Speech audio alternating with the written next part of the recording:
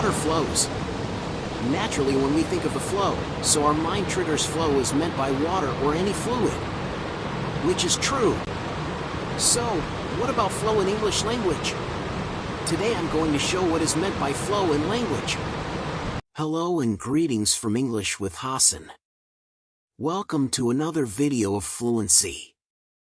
Today we will cover the flow in English language. What is a flow in fluency?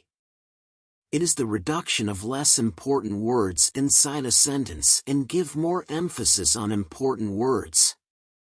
There are two types of words I have mentioned, less important and most important. What are they? Remember, they are named as structure words and content words. In parts of speech, nouns, verbs, adverbs, adjectives are usually content words because they have meanings. While on the other hand, structure words are usually prepositions, pronouns, articles, auxiliary verbs. Let us clear it by examples.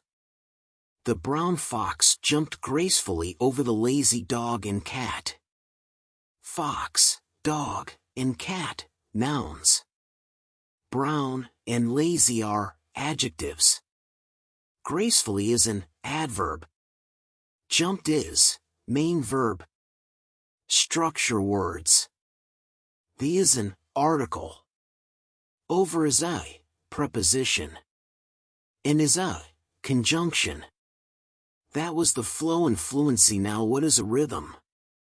Rhythm is the sense of movement in speech, marked by the stress, timing, and quantity of syllables. In the upcoming videos we will discuss stressed and unstressed words and the backbone and the basic foundation of English language, that is parts of speech, noun, verb, pronoun, adverbs, etc.